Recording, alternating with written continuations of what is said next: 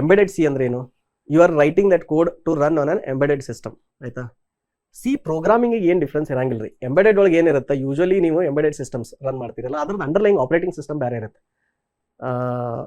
Embedded systems ಅಂದ್ರೆ usually ಹೆಂಗಿರ್ತಾವ ಅಂದ್ರೆ they are not as powerful as PCs. Okay, they could be smaller system. ಈಗ ನಿಮ್ಮ ಕಾರ್ನಾಗ ಎಷ್ಟೋ ಕಡೆ ಕಾರ್ನಾಗ ಇದಿರ್ತೈತಲ್ಲ ಡ್ಯಾಶ್ಬೋರ್ಡ್, ಈಗ ಅಡ್ವಾನ್ಸ್ ಬಿಡ್ರಿ, ಈಗ ಎಲ್ಲ ಪ್ರೊಸೆಸರ್ಗಳು ಭಾಳ ಪವರ್ಫುಲ್ ಬರತ್ತವ. ಬಟ್ ಹಳಿವೆಲ್ಲ ನೋಡಿದ್ರಿ ಅಂದ್ರೆ ಈಗ ನಂದು US ನಾಗ ಒಂದು ಹೊಂಡಾ CR-V ಇತ್ತು, 2007 ಮಾಡಲ್. ಅದ್ರೊಳಗೆ ವಾಯ್ಸ್ ಕಮಾಂಡ್ಸ್ ವರ್ಕ್ ಆಗ್ತಿತ್ತು. ಸೊ ಆ ಟೈಮ್ನಾಗ ಪ್ರೊಸೆಸರ್ ಪವರ್ ಅಷ್ಟು ಇರ್ತಿರ್ಲಿಲ್ಲ. So that hole UI and everything definitely it was return in C language, ಆಯ್ತಾ?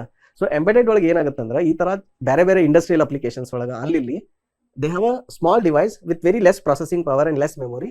So they will not run Windows Linux ಎಲ್ಲ ರನ್ ಮಾಡಕ್ ಹೋಗಲ್ಲ.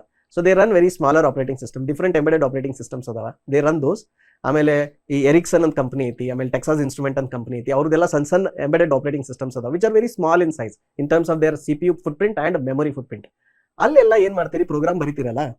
ಈಗ ನಾವು ವಿಂಡೋಸ್ನಾಗ ಫೈಲ್ ಓಪನ್ ಮಾಡಕ್ for example you are using F open. Okay, in that embedded system ಆ function API ಹೆಸರು ಬೇರೆ ಇರ್ಬೋದು, ಅದು ಡಿಫ್ರೆನ್ಸ್ ಆಗುತ್ತೆ. ಬಟ್ ಕಾನ್ಸೆಪ್ಚುಲಿ ಸಿ ಪ್ರೋಗ್ರಾಮಿಂಗ್ ಏನು ಡಿಫ್ರೆನ್ಸ್ ಆಗಲ್ಲ. The way you write code in say C for Windows or C for embedded, concepts are not different. It is just underlying library function ಏನು use ಮಾಡ್ತಿರಲ್ಲ, they will change based on the underlying operating system.